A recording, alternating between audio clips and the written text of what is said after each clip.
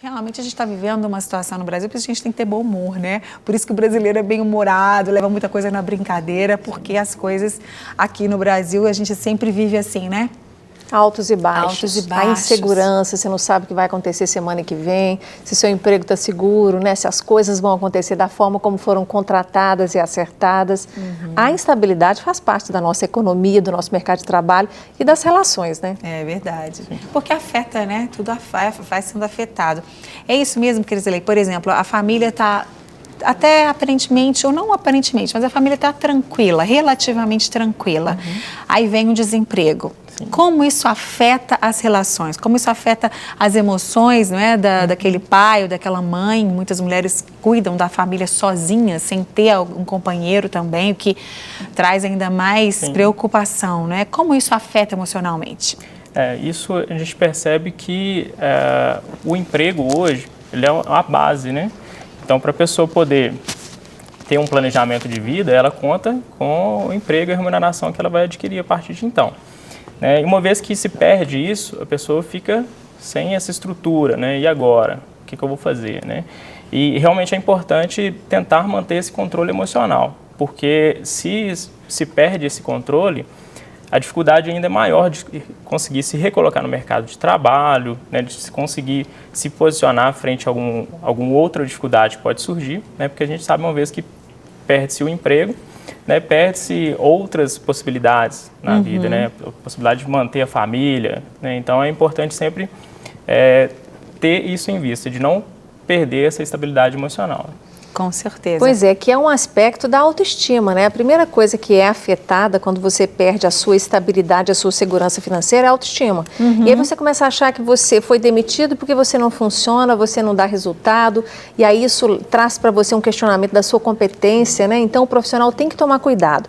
E aí a sugestão que eu dou, Márcia, para a gente fazer um programa mais prático, é a pessoa sentar e escrever as coisas bacanas que ela já desenvolveu na carreira. De vez em quando dá uma olhadinha lá no papel para não deixar a autoestima cair totalmente, porque ela vai ficar abalada, é natural. Você foi dispensado, né? Você foi cortado, quer dizer, alguém ficou, você saiu, houve uma escolha, que aí os critérios são da empresa, mas a pessoa vai tender a achar que a culpa é dela, que ela deixou de fazer alguma coisa, que ela não tem, às vezes, uma competência para agregar. Então, né, eu acho que pela psicologia, a autoestima é uma coisa que a gente tem que segurar. É verdade. Porque se ela abaixa, a cabeça da gente olha para o chão e a gente não enxerga mais o que está ao redor. É verdade.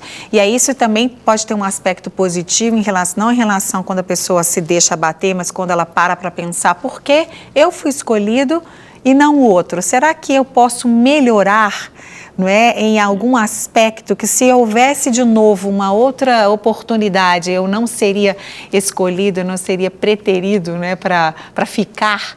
Isso também pode ser um aspecto positivo. O que a gente pode tirar de positivo nesses momentos difíceis? Com certeza. A gente percebe hoje que as pessoas elas tendem a terceirizar os problemas, né? Esse problema, eu fui mandado embora por conta da crise, né? Isso está ruim por conta da política. A culpa é do corte de custos, exatamente. Né? E nem sempre é só isso, né? A pessoa também ela tem uma parcela de responsabilidade sobre o que acontece sobre a vida dela. Obviamente estamos submetidos ao meio externo, que nem sempre podemos controlar, né? Ou não podemos controlar. Então, realmente, como foi falado, né, numa situação de demissão, a primeira coisa que se pensa é que a pessoa que é errada, né? Então, isso não pode se afirmar, né? Pode ter a pessoa talvez tenha uma responsabilidade sobre aquilo, né? Uma parcela sobre aquela responsabilidade, mas também foi meios externos que podem ter influenciado. E é importante nesse momento, né, a pessoa fazer uma autorreflexão, trabalhar num autoconhecimento para saber quais são suas potencialidades e quais são os seus pontos a serem desenvolvidos. E a partir daí, né, com esse autoconhecimento, a pessoa poder trabalhar para poder desenvolver mais esses pontos críticos, né? Ô, Márcia, eu gosto muito também de olhar o problema como oportunidade, porque às vezes o profissional é bom, é competente e caiu dele entrar nessa lista de demissão aí. Mas para que a pessoa não entre também essa baixa autoestima, de ficar justificando com as suas incompetências que ele tenta buscar, eu acho que entender que, poxa, me cortaram. E aí, eu vou usar uma palavra que você usou na abertura, a jesucidência.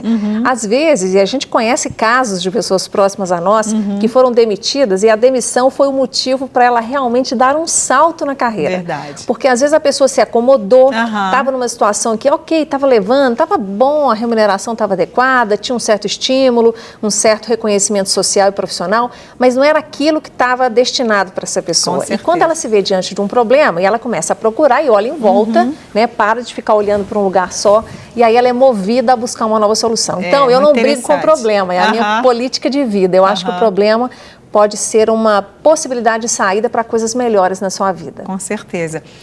Tem uma história da vaquinha, né? Não sei se você conhece, da vaquinha do penhasco, do exatamente isso. Né? A vaquinha era aquilo que sustentava aquela família, até que um dia o sábio foi lá e mandou o sábio, e mandou aquele moço que estava com ele empurrar a vaquinha do precipício. Ele, mas eu não posso fazer isso, eu vou acabar com a fonte, com o sustento dessa família tão simples. Ele faz o que eu estou te falando. E ele fez com muita dor no coração, com muito peso. Depois de um tempo voltou lá, tinha uma casa bonita no lugar, bateu lá, abriu a porta, uma outra pessoa, falou, nossa, o povo mudou aqui, o povo não tinha mais nem onde morar, porque eu acabei com o sustento deles. Resumindo, aí ele disse, cadê o povo que morava aqui? Ele falou, não, somos nós mesmos. Mas essa casa é tão bonita, tá tudo diferente. Pois é, porque aconteceu um acidente, a nossa vaquinha, que era o nosso sustento, caiu no precipício, nós tivemos que pensar em outras coisas. E aí nós demos muito certo, mexendo com outras coisas, com lavoura, que seja. Então, muitas vezes, Deus permite que a vaquinha seja empurrada do precipício, para que você veja o quanto valor você tem, quantas possibilidades estão à sua frente, não é?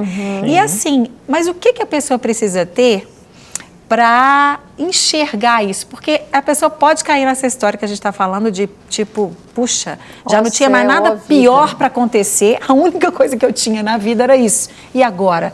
Eu vou cair em depressão, eu vou desanimar e desistir, como outros países que não estão acostumados com a gente passar uma crise atrás da outra, pessoas se matam por causa de um momento terrível financeiro, né, pela qual ela está passando. Sim. Como fazer, então, para olhar para o lado bom? Isso depende muito da vida da pessoa, da criação da pessoa, né? do estilo de vida que ela teve ao longo do tempo para chegar ali e já ter essa postura?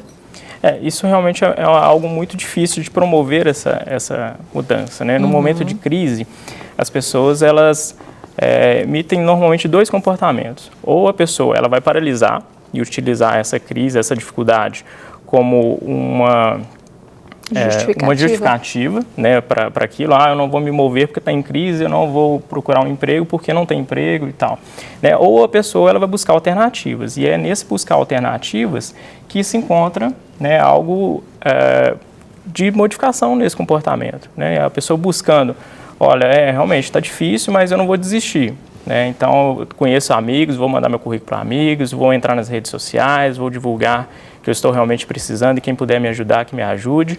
Então, a pessoa realmente ter essa postura, né? Hoje, embora estejamos num momento difícil, né, mas eu entendo que não é impossível, né? Nós temos aí as redes sociais, a internet que evoluiu muito, né, no decorrer dos últimos anos, e isso nos possibilita uma velocidade de informação mais rápida.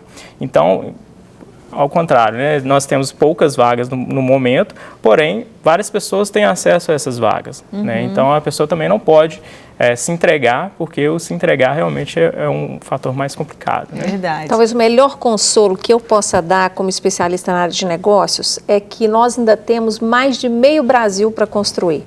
A crise vai passar, as oportunidades vão brotar de todo lado. Então, quem estiver melhor preparado vai chegar mais rapidamente a estas oportunidades e vai saber aproveitá-las. Verdade. Porque uma coisa que acontece depois de toda crise, no Brasil e em qualquer lugar, você que tem uma empresa em determinado setor, tem determinados concorrentes hoje. Depois da crise, você olha ao redor, metade dos concorrentes saíram e entraram novos. E esses novos vão te obrigar a fazer diferente.